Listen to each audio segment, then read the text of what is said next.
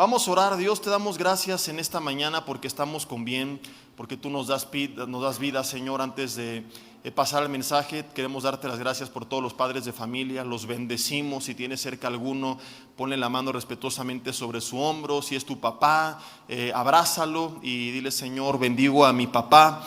Señor, si no está, también ora por él y dile: Señor, te pido que tú hagas en su vida tu voluntad. Aquellos que ya te han entregado sus vidas, que te conocen, Señor, que les des sabiduría, que los bendigas en todo lo que hagan y que sean padres como Josué, Señor.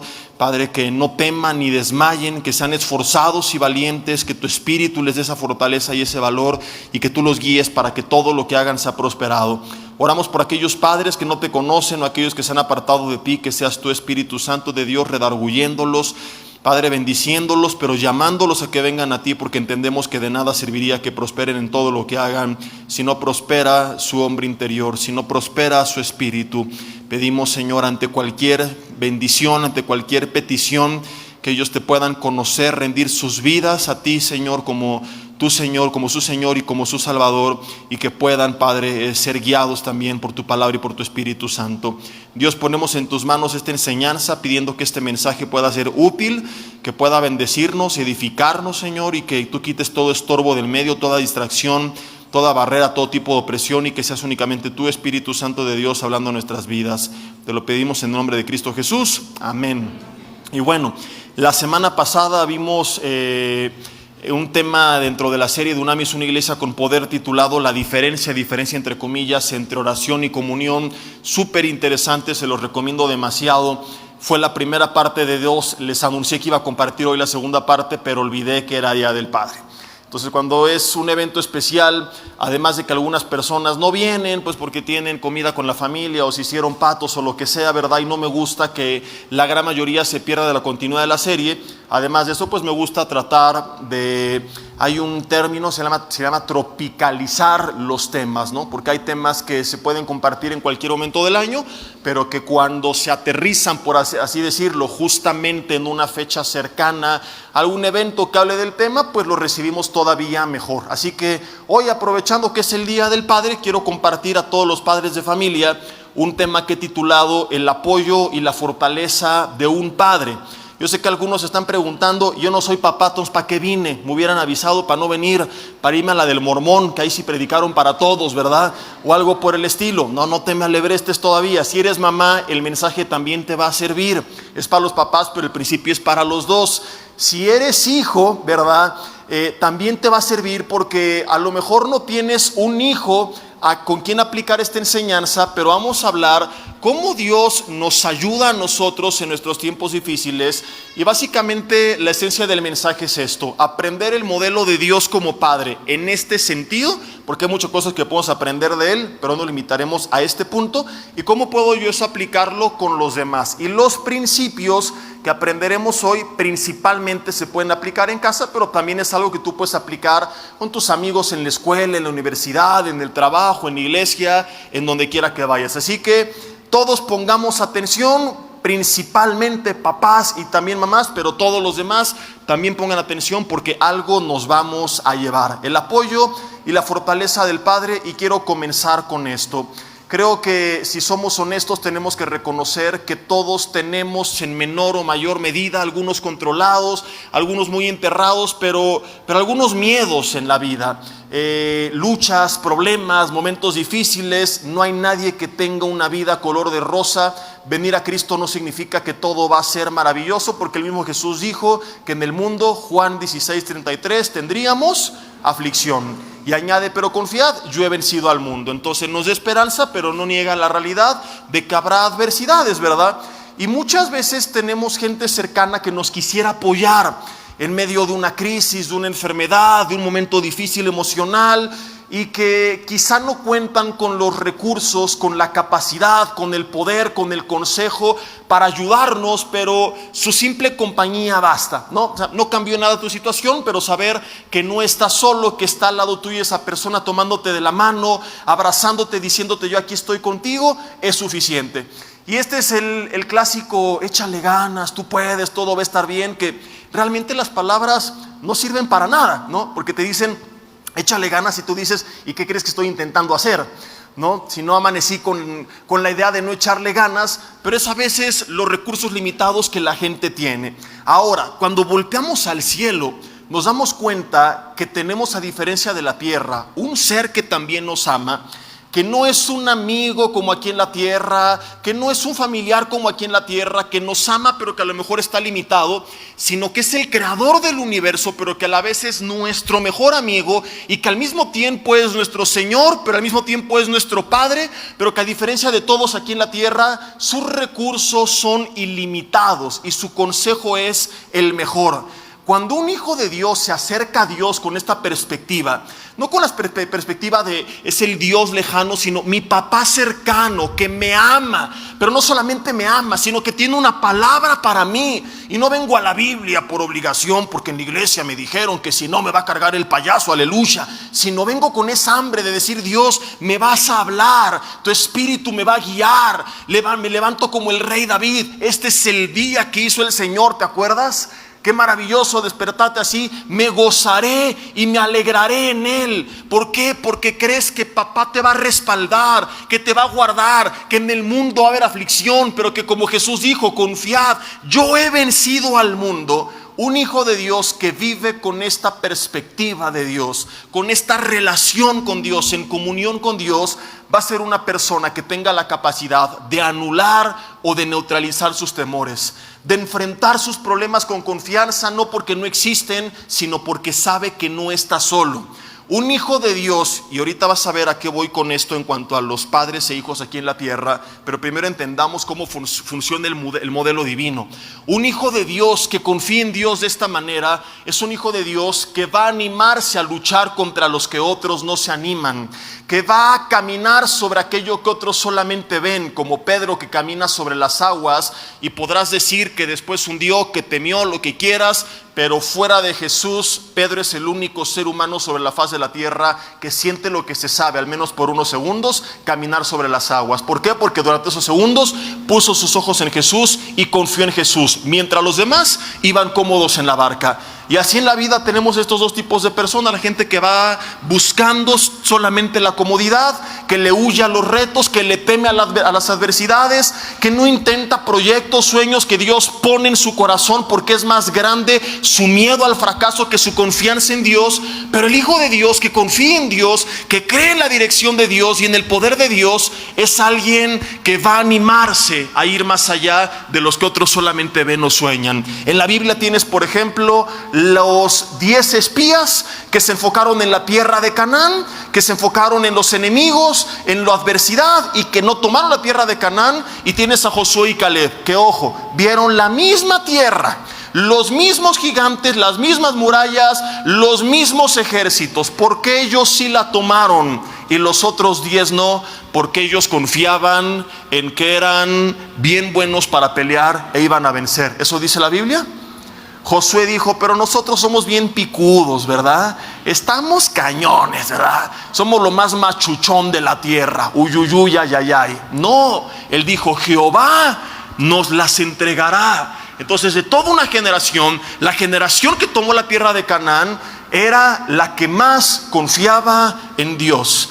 Vas a David cuando llega en Primera de Samuel capítulo 17 al campo de batalla, donde está el gigante Goliat atemorizando a todos. ¿Por qué David enfrentó a Goliat mientras los demás lo veían de lejos? Mismas palabras: Jehová lo entregará en mis manos. ¿Por qué Daniel y sus 3 amigos guardaron su corazón? No se corrompieron como los demás, porque creían que Dios podía liberarlos. Ves, en toda la Biblia podría seguir así. No es el enfoque del tema de hoy, es solamente a manera de introducción, que aquellos que caminaron más, que hicieron más, que Dios usó, son aquellos que no tuvieron miedo, pero no lo tuvieron porque tuvieran una gran seguridad, autosuficiencia en sí mismos, confianza en su preparación, sino que ellos confiaban plenamente en la dirección de Dios, en la bendición de Dios y en la protección de Dios. ¿Por qué David decía: en paz me acostaré y asimismo dormiré? Porque puse una barda electrificada, tengo una K-47 bajo el colchón,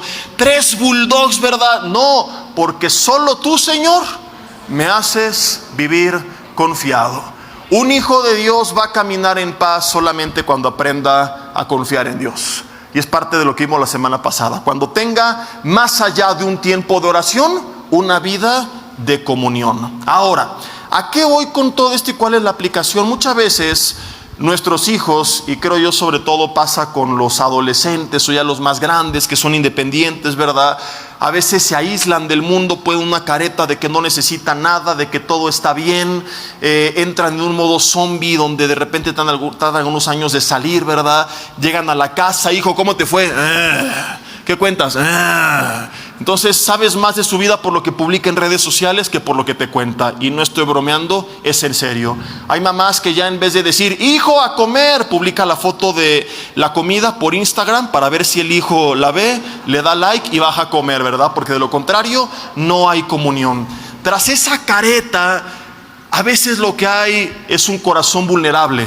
Una persona que tiene miedo de ser lastimada, que tiene miedo de ser rechazada, y que esos temores, si no los quitan de en medio, va a ser un obstáculo en su vida para todos los retos que tengan por delante. Entonces nosotros como padres tenemos el poder que Dios tiene sobre nosotros de generar esa confianza en ellos y que sean como el pueblo de Dios, hijos que confíen en Dios y que puedan trascender en lo que otros solamente soñaron o vieron de lejos, o hijos que vivan bajo una ola de terror.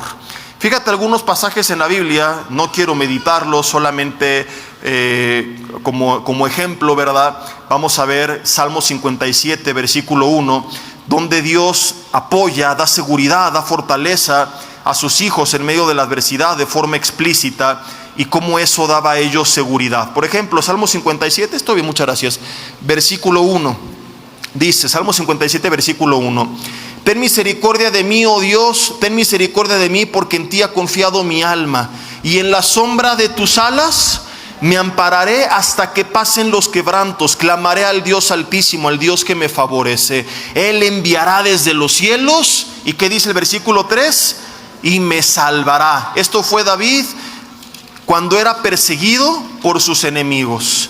Luego de salir victorioso y convertirse en rey, ¿qué dice?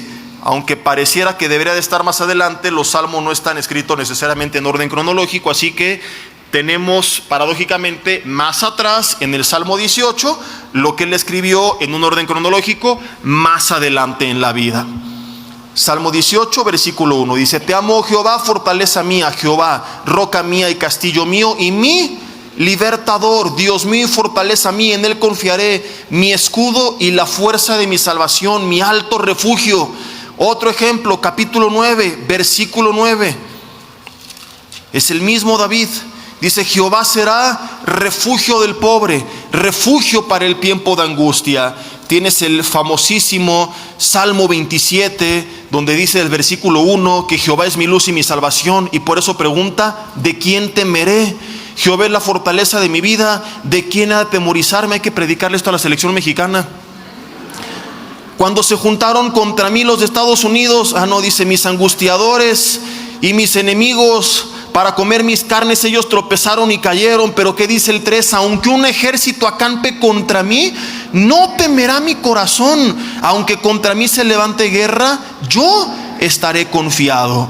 Una cosa he demandado a Jehová y esta buscaré, que esté yo en su casa todos los días de mi vida para contemplar su hermosura, porque el versículo 5 me esconderá en su tabernáculo en el día del mal, me ocultará en lo reservado de su morada. Y podría seguir con el Salmo 46 y el 144 y un montón de pasajes más donde ves que hombres de Dios como David, que a pesar que fue un gran guerrero, que se surtió a gigantes y que enfrentó a los filisteos, a los moabitas, a los amonitas, a los suegritas y a pura gente así que daba muchísimo miedo, ¿verdad? Y que siempre con valor, ves que ese valor y esa confianza no venía de un orgullo de sí mismo, de una confianza en sí mismo, sino que él confiaba en sí, pero porque a su vez confiaba en Dios. La misma Biblia nos anima en diversos pasajes. Por ejemplo, cuando estemos afanados, Filipenses 4:6, lleve ese afán delante de Dios y Él te va a dar paz. Salmo 55:22, echa sobre Jehová tu carga y Él te sustentará. Jesús dijo: si estás cansado, trabajado, si estás fatigado, ¿qué dijo? Métete unos antidepresivos, ¿verdad? vete a encerrar a tu cuarto a ver Netflix, a comer pastel de chocolate, a ver Peppa Pig en Netflix. No, vengan a mí. Entonces, para los hijos de Dios, el remedio en la Biblia es muy claro. Cuando hay pruebas, adversidad, afán, las soluciones, ven a Él, búscalo a Él, confía en Él, depende de Él, y Él te guardará, Él te sustentará, Él te protegerá, Él te defenderá, Él te levantará una y otra vez. Como hijos de Dios, esta es nuestra confianza. Ahora la pregunta es, ¿cómo puedo, digo entre comillas, piratearme ese modelo celestial para aplicarlo con mis hijos? Porque mis hermanos, andamos copiando de todo y de todos, menos del mejor modelo. O sea, siguen los consejos de los psicólogos en internet, de los coachings, de los motivadores, hasta de los que escriben los horóscopos. Le preguntas a Google y de ahí surgen modelos de educación de todo tipo, ¿verdad? Y que pueden tener algunas cosas buenas, pero que no tienen un fundamento bíblico. Uno muy de moda que básicamente es, pues, dejar que los pequeñines hagan y deshagan y destruyan lo que quieran, y no hay que decirle nada al chiquitín porque tiene que crecer con amor. Entonces tenemos a Osama Bin Laden de 5 años en casa, ¿verdad? Terrorista, destruyendo todo, hasta los perros le tienen miedo, ¿no? El pobre perro lo veis, va y se encierra en su jaula porque el niño va y lo destroza, pero no hay que decirle nada al chiquitín porque hay que educarlo con amor. Entonces hay que analizarlo todo, dice la Biblia, retener lo bueno, pero si queremos un buen modelo, tenemos el modelo de Dios. Y quiero que en este mensaje veamos 4 formas muy sencillas, 3 depende de lo que el tiempo nos permita, de cómo puedo yo como padre, como madre, convertirme en esa fortaleza para mis hijos. ¿Cómo puedo infundir esa confianza que Dios infunde en nosotros? ¿Cómo puedo generar esa seguridad?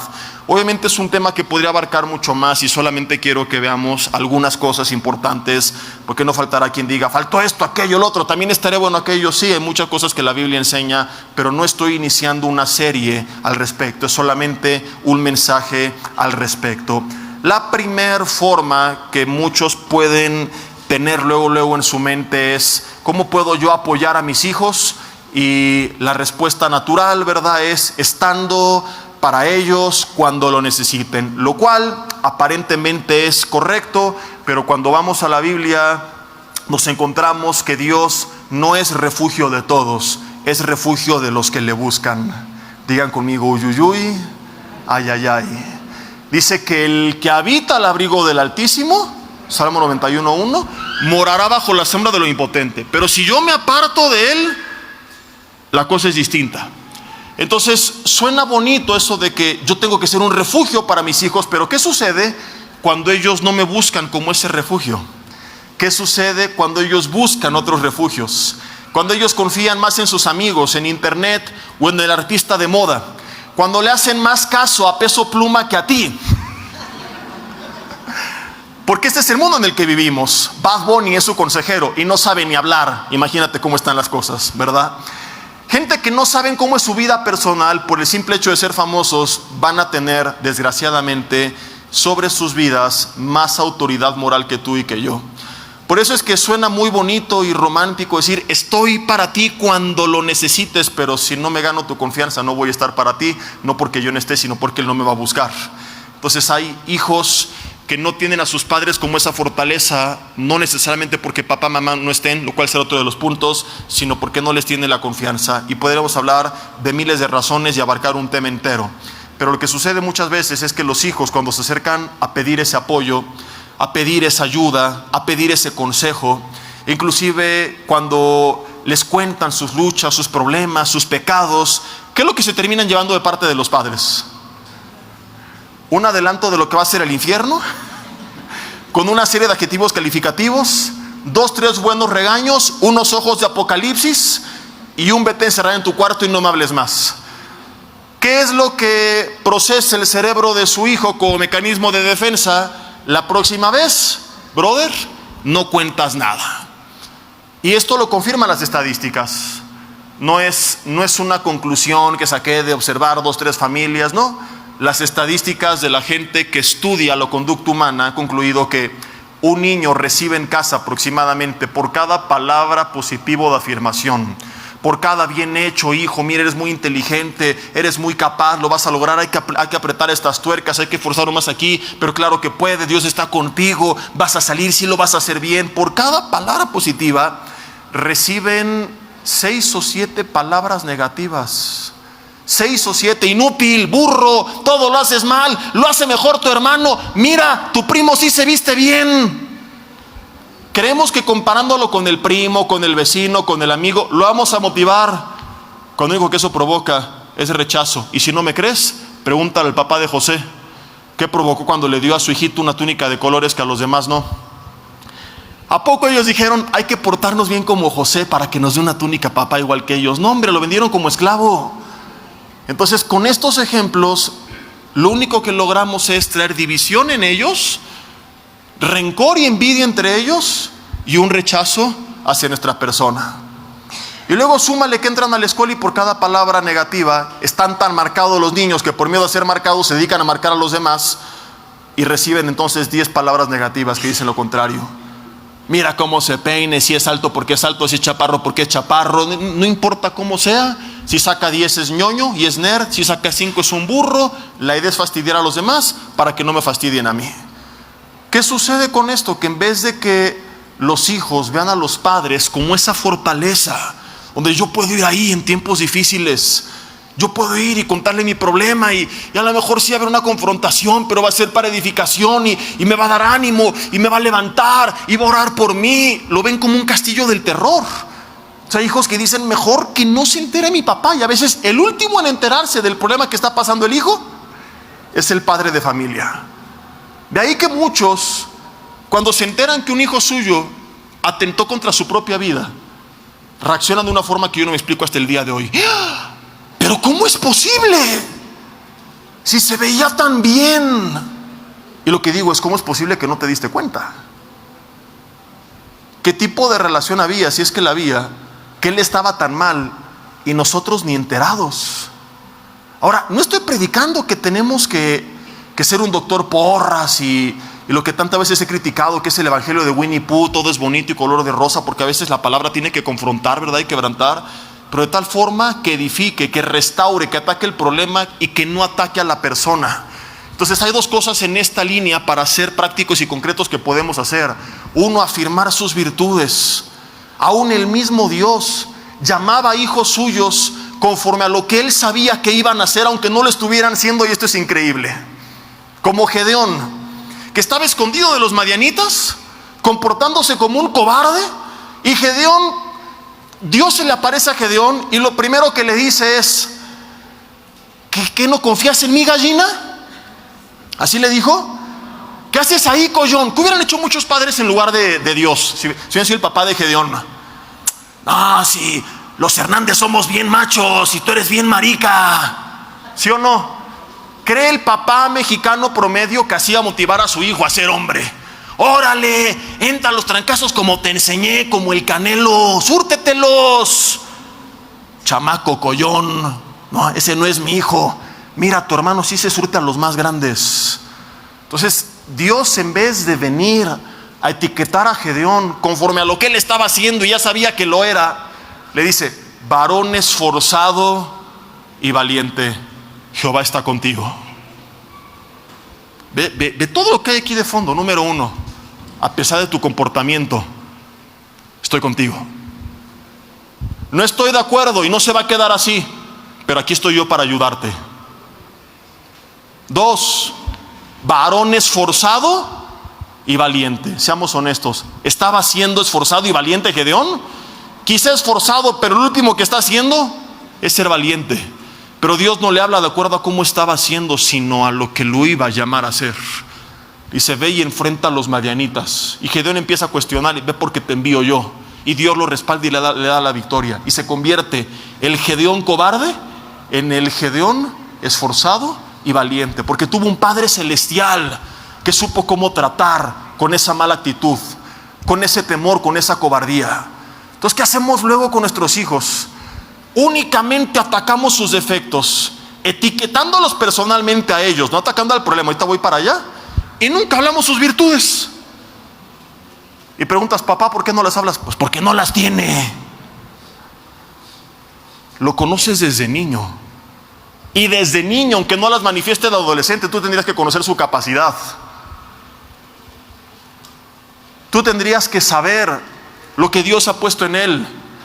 Deberías de conocer sus dones. Deberías de saber parte de su llamado y animarlo aunque no lo esté viviendo en ese momento. Afirmar sus virtudes. Y no estoy diciendo, y nada más háblale bonito, porque ese es el extremo de la otra línea de educación que te contaba hace rato, ¿no? Puro amor y no le digas nada al nene. No, hay que atacar también las cosas malas, pero enfocándonos en el problema sin atacar a la persona. Tu hijo dijo una mentira. ¿Y qué hacen muchos padres? ¡Eres un mentiroso! Ya lo estás marcando como mentiroso. Y si vuelve a decir mentiras, pues ¿cómo lo vas a reclamar si es lo que hacen los mentirosos o no? Por eso ves que Dios en el Nuevo Testamento trata con iglesias que seguían pecando, pero a todas les escribe a través del apóstol Pablo, por medio del Espíritu Santo, como amados, santos e hijos de Dios. Santos que seguían pecando. No les dice Pablo, a ver, a toda la bola de pecadores de los corintios, porque aunque había pecados que tenían que tratar, ante los ojos de Dios su posición era de santos. Porque si le digo, a ver, pecador, ¿qué hace el pecador? Peca. Pero si le digo santo, ¿cómo se comporta el embajador de México en otra nación? De acuerdo a la embajada que está representando. Somos embajadores en nombre de Cristo. Cuando entendemos nuestra identidad, cambiamos nuestra actitud de acuerdo a aquel que estamos representando. Y eso mismo tenemos que transmitir a nuestros hijos. Hijo, no mientas. O más allá de eso, tú eres un hijo de Dios y sabes que mentir es incorrecto. ¿Por qué mentiste? ¿Me explico la gran diferencia? No le echó ganas y le fue mal en la escuela. Mira nada más, eres un flojo, inútil, bueno para nada. Lo estás maldiciendo. Hijo, ¿le echaste la flojera este mes? ¿Es distinto? ¿No fuiste responsable? ¿Menos tiempo con los aparatos? Va a haber algunas consecuencias y te tienes que aplicar. Porque tú tienes para eso y más. Y tus mismos hijos tienen que tenerlo tan claro que ellos mismos te corrijan cuando se dan cuenta que no lo estás haciendo. Mi esposa, cómo se ha encargado de dejarle bien claro esto a mi hijita, que a sus 9 años, hace unos meses, alguien de la familia, no digo quién para no ventanear, ¿qué fue que te dijo? ¿Mentirosa, Vale? Mentirosa. Y Vale llegó a acusarla con mi esposa. Mamá, fulano, fulana, me dijo mentirosa. Regáñala, dile que soy una santa hija de Dios que dije una mentira. No una mentirosa. Y está bien educada. Nadie la puede marcar. Entonces tenemos que enseñarles esa identidad de quiénes son ellos en Cristo, pero nosotros también tratarlos al respecto, porque le dices una cosa y luego lo marcas con otra, pues ya es distinto, ¿verdad? Entonces tenemos que Dios, como Gedeón, hacerles ver aquello para lo cual han sido llamados, aunque todavía no lo estén siendo, y atacar el problema sin etiquetarlos como personas. Hay una gran diferencia. Si tú le etiquetas como persona, estás rompiendo la relación y lo estás maldiciendo. Otro problema es que a veces escuchan las pláticas de cuando hablamos acerca de alguien que cayó en pecado, y en vez de que aprovechemos la oportunidad para explicarles lo grave que es, las consecuencias que hay, por ejemplo, de la mentira o del robo, de lo que sea, empezamos solamente a desbaratar a otra persona a tal grado que el hijo dice, y cuando yo caiga, ¿así van a hablar de mí? Entonces, mira, hijo, pasó esto con esta familia, con esta persona, por eso es grave, por eso te lo hemos dicho, hay consecuencias, Dios no puede ser burlado, vamos a orar por esa persona, vamos a tratar de ayudarle y aprendamos de esto, para que cuando él el día de mañana tenga alguna lucha, alguna caída, situación similar, sepa también que no está bien, que ya se lo hicimos saber, pero que no lo vamos a desbaratar, que vamos a estar ahí como Dios para levantarle. ¿O no dice la Biblia, 7 veces cae el justo, pero vuelve a levantarse, porque Jehová sostiene su mano? Que sepan que aún a pesar de sus caídas, ahí estamos. No para tolerar su pecado, no te confundas. No para ser cómplices del pecado, no para jugar con la gracia y convertirla en desgracia, sino para tomarles de la mano y para levantarlos. Que sepan que hay cosas con las que no estamos de acuerdo, pero que el día que necesiten ayuda, ahí estamos nosotros. Ahora, Una vez que me gano su confianza, y podríamos hablar aquí de lo importante que es desarrollar una relación, lo voy a mencionar un poquito en el siguiente punto, pero no lo menciono porque lo hemos hecho ya muchas veces. Hemos estudiado el principio de Deuteronomio 6, que nos habla de enseñar la palabra a nuestros hijos, cuando te acuestes y cuando te levantes, cuando andes con ellos por el camino, cuando te sientes con ellos en tu casa, lo cual nos habla de tiempo, presencia y una relación, andando por el camino, ¿verdad?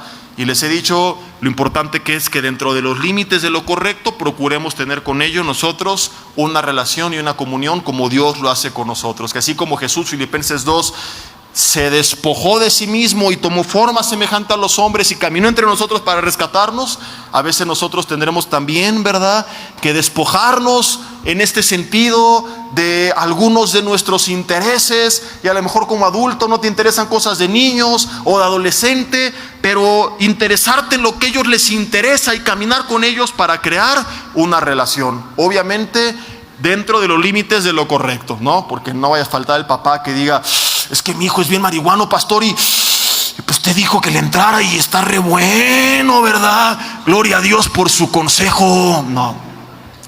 Pero a lo mejor sí puedes, por ejemplo, irte a ver con tu hijo adolescente Rápidos y Furiosos 18, mamá, ¿verdad? Interesarte en lo que para ellos es importante, estar con ellos en ese momento. Y entonces ganarte su confianza para que cuando el día que necesiten ayuda, vengan a nosotros. Porque si rompemos la relación, ¿a quién van a ir? Que hacen muchos papás, los mandan al infierno y todo el tiempo son bibliazos, sobre todo ya con los más grandes, bibliazos, se rompe la relación, entonces ya ni les entra la palabra, y cuando necesiten ayuda, en vez de que la vayan a buscar contigo, van a buscarla con alguien más. Entonces, aún hijos ya casados, velos y predícales con tu testimonio. Tu vida va a hablar más que 1000 palabras. Las 9 características del fruto del Espíritu Santo, si realmente eres una persona espiritual, se van a notar.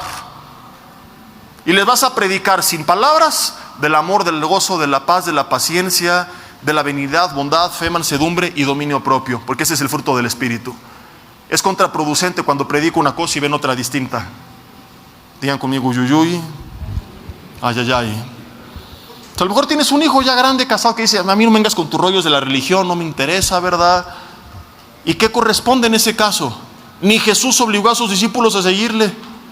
Les dio un principio: vayan y prediquen, si no le reciben, sacúdense los pies de otro lugar. Establece otro principio que ha sido terriblemente mal interpretado: no den lo santo a los perros ni las perras a los cerdos. La gente cree que Jesús está llamando cerdo o perro al no cristiano. ¡No! Es una ilustración que nos enseña que el perro no valora aquello que es: no des lo santo a los perros, ni, ya hasta lo olvidé ya, ¿y cómo es? Ni las perlas a los cerdos. Así como el perro no entiende si algo es santo, y si le das una Biblia, por ejemplo, el perro, ¿qué va a hacer? ¿La va a leer? ¿Cuántos de sus perros los ves ahí leyendo el Salmo 23? Guau, guau, guau, guau, guau, guau, guau. No. Se la va a comer, porque no sabe lo que tiene. Si le das a un cerdo un collar de perlas, va a dejar de revolcarse en el lodo por: ay, mira qué bonito estoy. Se va a revolcar porque no sabe lo que trae. Entonces la enseñanza es: aquel que no entienda que la palabra es santa, es sagrada y es valiosa, no se la des. Es desperdiciar tiempo en tierra infértil. Siembra en tierra fértil. Aprovecha ese tiempo en quien está recibiendo y entendiendo el valor de lo que le estás dando. Entonces te dijo: no quiero, está bien. Cuando se pueda, aprovecharás oportunidades, y cuando no, ¿qué puedes hacer? Compartir con tu vida y orar por ellos, y nada más. Y digo entre comillas nada más, porque orar por ellos es más poderoso que lo que puedas imaginar. Porque a lo mejor no te van a escuchar a ti, pero está el Espíritu Santo en todo el mundo, con una legión de embajadores, y Dios los va a rodear en algún momento. Entonces, aunque no estés tú ahí, Dios les va a poner a alguien en el trabajo, en la escuela, al vecino, los va a rodear de aleluyos. O te imaginas a Dios, es que no quiere escuchar a su papá y yo lo quería salvar, ahora ¿cómo le voy a hacer? ¿Sabías que Pablo tuvo familia cristiana que le predicó y no les hizo caso? Y luego el mismo Jesús se le apareció y lo llevó a Cristo. ¿Y para qué me sigo contándote de quién fue Pablo? Tú lo sabes. Entonces descansa en eso. A lo mejor a ti te van a ignorar, A lo mejor a ti no te van a escuchar, pero algún día Dios de alguna manera va a quebrantar su corazón. Y mientras tanto, convive y tienes otros 1000 temas en los que ambos pueden coincidir, donde tú no te corrompes, que pueden tratar para no romper la relación. Sí es posible, a veces no es posible. Romanos 12:2 dice: si es posible, en cuanto dependa de vosotros, estad en paz con todos los hombres. Si ya no dependió de ti, solo queda orar por ellos y esperar que Dios haga su voluntad. Pero si en ti es posible mantener la relación, adelante. Ahora, Salmo 34, versículo 15, vamos a ver a lo que iba. ¿Qué tengo que hacer? Bueno, me gano la confianza, creo la relación y voy a estar disponible para ellos. Porque si me buscan y nunca estoy, lo cual también sucede, pues de nada sirvió entonces. Salmo 34, versículo 15 dice: los ojos de Jehová están sobre los justos. ¿Y qué dice la Biblia? Atentos sus oídos al clamor de ellos. Versículo 17: clamaban los justos y Jehová oye y los libra de sus angustias. Cercano está Jehová a los quebrantados de corazón. Di conmigo, la Biblia dice que cuando yo clamo, Dios me oye. Y cuando tus hijos hablan, ¿tú los oyes? Hashtag, tómala. Porque a veces hay la confianza, pero papá, mamá, estamos tan ocupados en nuestro trabajo, inclusive en la iglesia, en nuestro ministerio.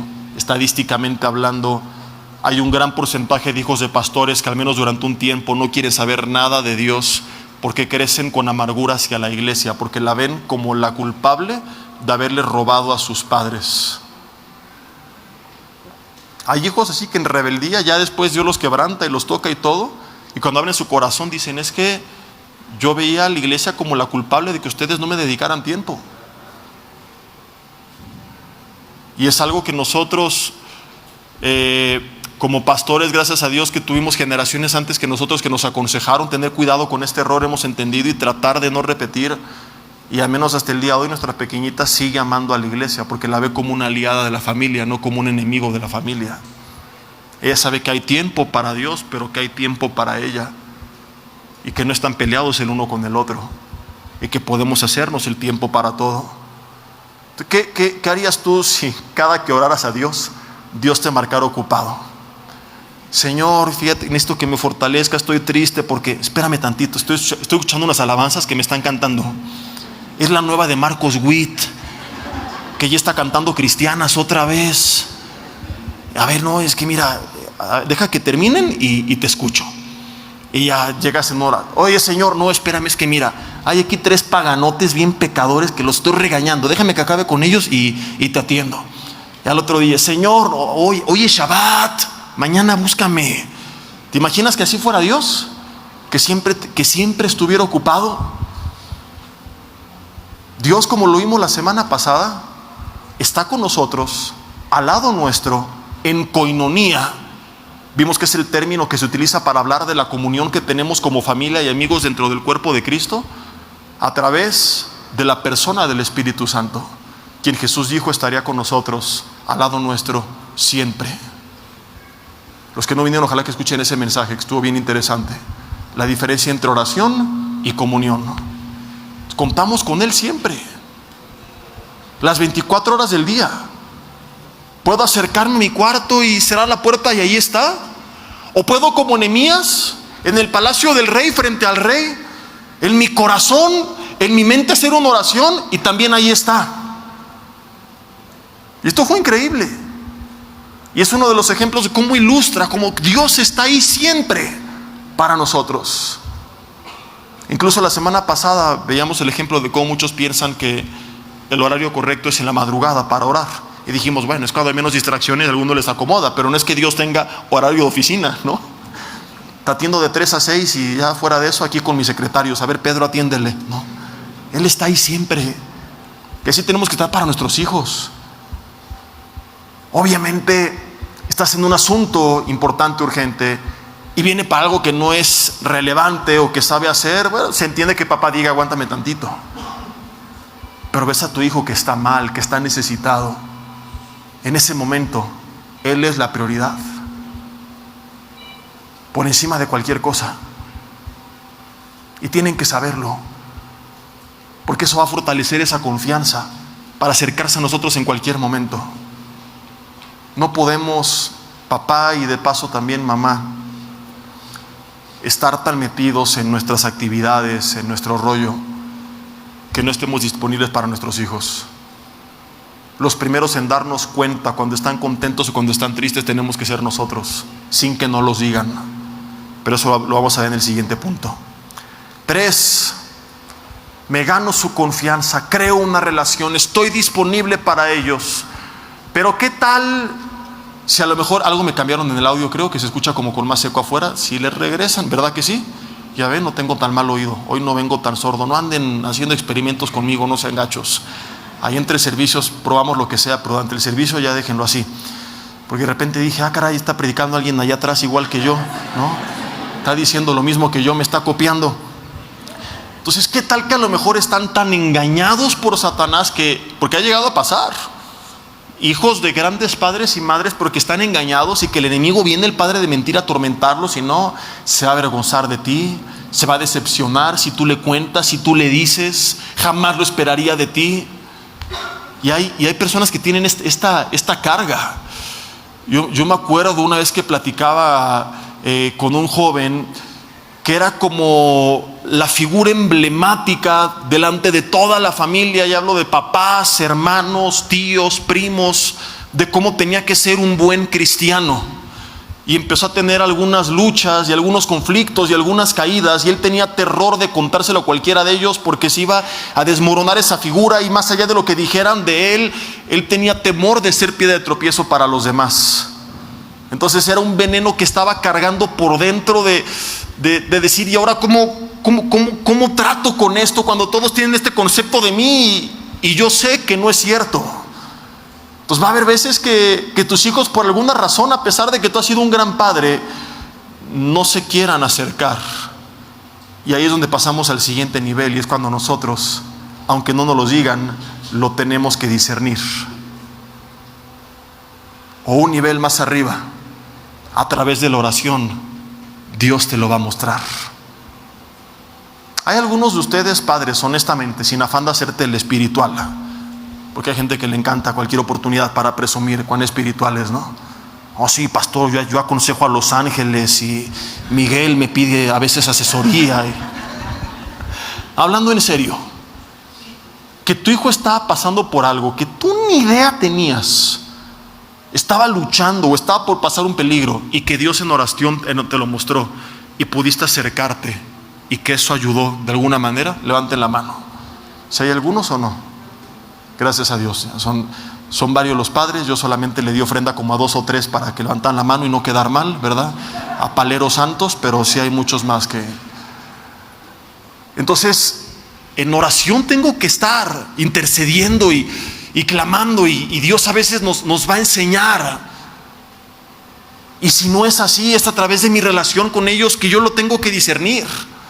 Porque la idea del tiempo de calidad del que hablamos hace rato no es solamente echar relajo y pasarla bien, sino es crear una relación para conocerlos y que te conozcan, saber cómo están, y entonces poder intervenir en el momento adecuado. Porque a veces los hijos, sobre todo adolescentes que están un poco cerrados, o los más grandes ya que hicieron su vida, ¿verdad?, tienen ciertas luchas, ciertos temas, y no quieren contarlo, y cuando lo cuentan, como hace rato lo veíamos, papá, mamá se lanzan con todo el arsenal. Entonces, ese punto ya quedó claro, pero ahora lo que sigue es esto. Yo tengo que estar atento y darme cuenta así, si mi hijo está triste, está deprimido, está feliz, está contento, está temeroso, para que cuando el enemigo venga, como la serpiente al huerto del Edén, antes pase por encima de nosotros. Y termino con esto. Primer libro de Samuel, capítulo 24, lo quiero usar como ejemplo antes de ir a la aplicación. En este pasaje lo puedes leer en casa, te lo voy a parafrasear. David está escondido de Saúl, que lo quiere matar. David realmente no había tenido un buen padre. De hecho, algunos piensan que ni siquiera era su padre legítimo. ¿Lo sabías o no? ¿Has leído el salmo que David dice: en pecado fui concebido o me concibió mi madre? Hay dos interpretaciones. Una, que él está hablando de el pecado que llamamos original, de cómo el ser humano hereda el pecado de Adán. Pero hay una gran inclinación, y creo yo que están en lo correcto, de muchos teólogos reconocidos, porque David no era hijo legítimo de Isaí. Y lo pienso yo por el lugar tan bajo que Isaí le daba, y cómo sus hermanos lo humillaban, y su padre nunca lo defendió. Y esto es anormal, porque era el más chiquito. Entonces, en teoría tendría que ser el consentido de la casa. En cambio, cuando llega Samuel, elegir de los hijos de Isaí al futuro rey de Israel, su padre nunca mandó llamar a David. Y pensaban que eran los demás, y es cuando Dios le dice: no es Eliab, no mire su estatura ni su parecer, porque Dios no mira lo que mira el hombre mira lo que está delante de sus ojos, Dios mira el corazón. Y es Samuel el que pregunta: ¿son estos todos tus hijos? O sea, fíjate cómo no estaba en la mente de Isaí. Y esa vez Isaí dice: queda aún el menor, el que apacienta las ovejas, pero no lo mandó llamar. O sea, lo veía tan difícil que él fuera el futuro rey, que ni siquiera porque el profeta le está preguntando lo manda a llamar. Es Samuel el que le dice: pues mándalo llamar, brother, porque no nos sentaremos a la mesa hasta que estemos todos aquí. Y entonces llegó David. Luego, aún habiendo sido ungido como rey, lo manda de chalán con sus hermanos. Entonces, bueno, el punto no es ese, que es una enseñanza increíble esta, pero el punto es que cuando David le gana a Goliat, Saúl lo pone a cargo de un grupo de personas en el ejército. Se convierte en el mejor amigo de su hijo, Jonatán, en el esposo de su hija, Mical, y en uno de los valientes, y tiene un lugar dentro del palacio. De hecho, se sentaba a la mesa del rey. ¿A qué voy con todo esto? Que David llegó a ver a Saúl como su padre. Saúl se llena de envidia por un grupo de mujeres argüenderas y chismosas que existían en ese entonces, y que gloria a Dios, de allá para acá nunca más volvieron a existir. Salían a recibirlos de la guerra cantándole: Saúl mató a sus 1000 y David a sus 10,000. Le cantaban, ahí amarran navajas, ¿verdad? Entonces Saúl se llena de envidia, lo cual es justificable, y lo manda a matar. Y aquí David lo tiene en sus manos, le decide perdonar la vida y sale y lo confronta. Y le llama Padre mío a Saúl. Y le dice: ¿por qué oyes la voz de los que dicen: mira que David procura tu mal? Hoy te tuve en mis manos y me dijeron que te matase. Y aquí tengo el borde de tu manto, corté un pedazo como muestra, pero te perdoné. Saúl, en lágrimas, aparentemente se arrepiente, le pide perdón y regresa, y más tarde se enchamuca y lo intenta matar otra vez. Y Saúl no terminó bien. Aquí lo importante es esto: no era padre de David, pero se dejó influenciar por otras voces acerca del corazón de David, porque Saúl no conocía el corazón, llamémosle entre comillas, de su hijo adoptivo, o de este muchacho, porque va a su casa cuando tenía apenas 17 años de edad. ¿Qué hubiera pasado si Saúl hubiera conocido el corazón de David? Hubiera parado a los demás: ¡alto! David jamás. Ok, nunca hay que cegarnos y poner las manos al fuego. A ver, voy a ver si hay evidencia, voy a escuchar todas las voces, opiniones, pero no voy a emprender una persecución en contra de él solo por lo que tú me estás diciendo. A lo que voy con esto es que como padres tendríamos que conocer también a nuestros hijos, que cuando nos digan algo de ellos, en teoría nosotros tendríamos que conocerlos tan bien como para saber si es cierto y no encubrirlos, o si se trata de una calumnia y no romper su corazón. ¿Has visto los memes de que antes eran el maestro y el papá contra el alumno, y ahora es el alumno y papá contra el maestro? Entonces hay extremos de todo en la vida. A veces hay papás que no le creen a los maestros. No, ¿cómo cree que mi querubín va a hacer esto? Si yo lo viví como pastor de jóvenes. No, pastor, mi chiquitín es incapaz. Lo está banqueando injustamente. Vámonos a otra iglesia donde sí te valoren, mijito, porque aquí el pastor es muy injusto. Y si vieran lo que hacían sus querubines. Voy a la iglesia, papá, con una hermana. Y lo que no sabía es que empezaban a orar y le imponía manos a la hermana. Y que hablaban en lenguas. Y caía fuego. Y dentro de 9 meses por sus frutos los conoceréis. Pero como mi chiquitín. Entonces hay papás que están tan ciegos que los encubren, pero hay papás también que están tan endurecidos que lo que sea que le digan de ellos se lo creen antes de investigar bien.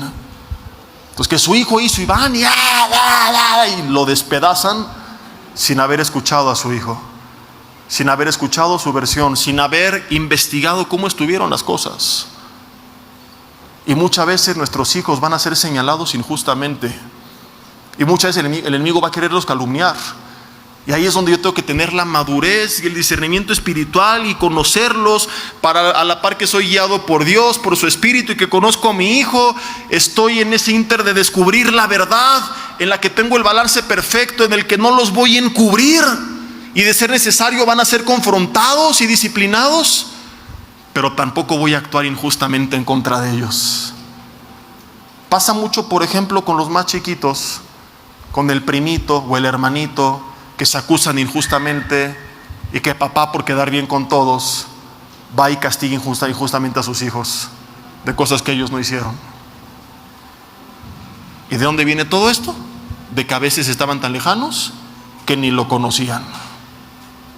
¿Cómo es Dios como Padre con nosotros? Fíjate, Mateo 6, versículo 8, termino con esto, si me apoyan con el teclado, por favor. Un par de ejemplos. Mateo 6, 8. Hablando de la gente que usaba vana palabrería, dice: y no hagan así ustedes. Dice: porque su Padre sabe de qué cosas tiene necesidad antes de que ustedes se las pidan. ¿Ya lo viste? ¿Por qué Dios nos pide que pidamos si ya sabe lo que le vamos a pedir? Porque ama estar en comunión con sus hijos. Uno. Y porque aunque Él ya sabe lo que nosotros vamos a decir, tú todavía no sabes lo que Él te va a responder.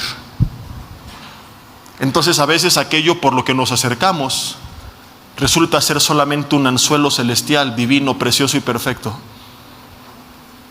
para que papá disfrute de esa comunión con sus hijos, y para que nosotros seamos atraídos a papá y escuchemos la voz de nuestro Padre.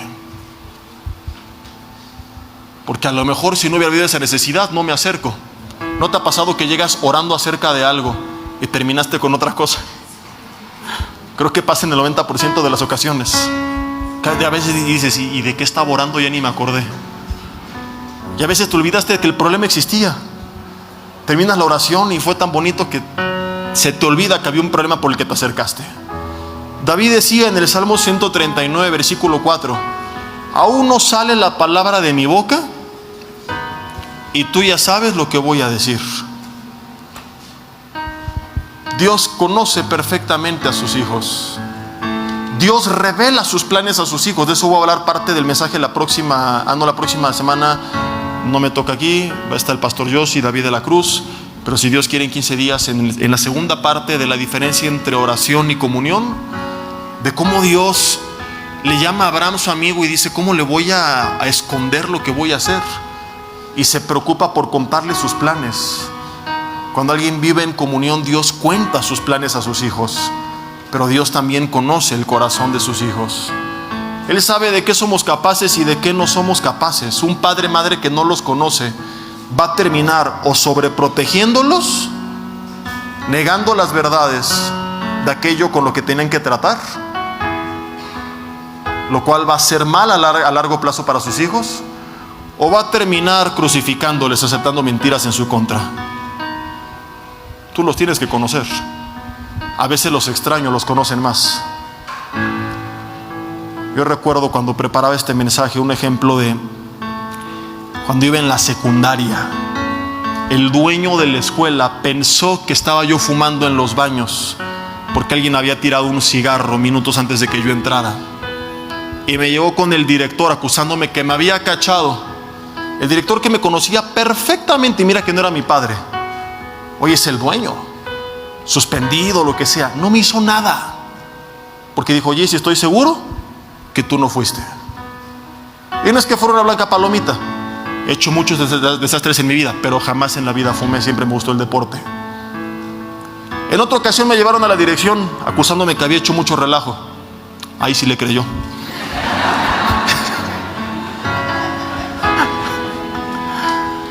Cierra ahí tus ojos en tu lugar y dile: Dios, te doy gracias por tu palabra en esta mañana. Y te pido que tú me des sabiduría como padre y también mamá. Ya cuélate en el mensaje y dile: Dios, no es mi día oficial, pero también soy madre y también esto me sirve. Dame sabiduría para poder educar a mis hijos correctamente, para seguir tu modelo. Nos queda claro con esta enseñanza que hay tanto de ti que aprender, Dios. Este es solamente uno de los puntos de cómo eres tú como padre. Ayúdanos a aplicar todos los principios posibles con nuestros hijos, a podernos ganar esa confianza, a volver a crear puentes para generar una relación con ellos, a que tú toques su corazón y sepan que cuenten con nosotros. Perdónanos, Señor, si a veces no supimos tratar las cosas bien y les marcamos, les etiquetamos, les humillamos y les maldecimos. Dile: Señor, me arrepiento y de aquí en adelante, como tú con Gedeón, veré lo que tú eres capaz de hacer en ellos. No ignoraré lo mucho malo que en la carne tienen que corregir, pero eso no me cegará de todos los dones que tu Espíritu Santo les ha dado y que tú, te pido, me ayudes a desarrollar. Si vienes con tus hijos, abrácense, tómense de la mano, papá, mamá. Si vienen ambos, si tienen que hacer una bolita en familia, háganla. Si necesitan para eso ponerse de pie, tienen libertad de hacerlo. Y dile ahí en tu lugar: papá, mamá, dile: Dios, bendigo a mis hijos en el nombre de Jesús. Y digan en voz alta: hijo o hijos, si vienen con uno o con varios. Si algún día dije alguna palabra que te marcó, que te hirió, te pido que me perdones. No me di cuenta de lo que estaba haciendo y Satanás, que es el padre de mentira, me quiso usar como instrumento para neutralizarte. Me retracto y creo, como Dios creyó en Gedeón, que hay un gran propósito para tu vida. Y a pesar de aquello que tiene que hacer todavía en ti, que corregir, veo las grandes cosas que hará. Y dile: te bendigo en el nombre de Jesús. Y creo en lo que Dios hará en ti.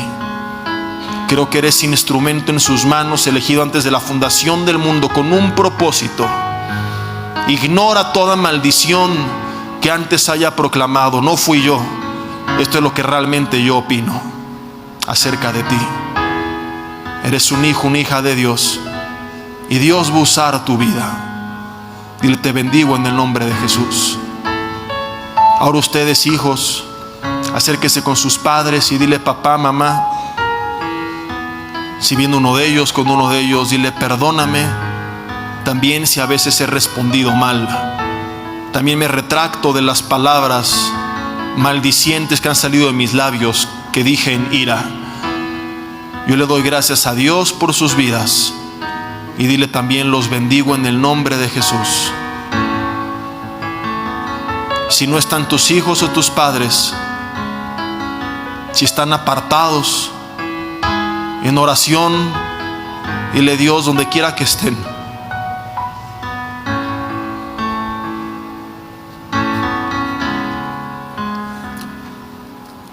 obra sus corazones.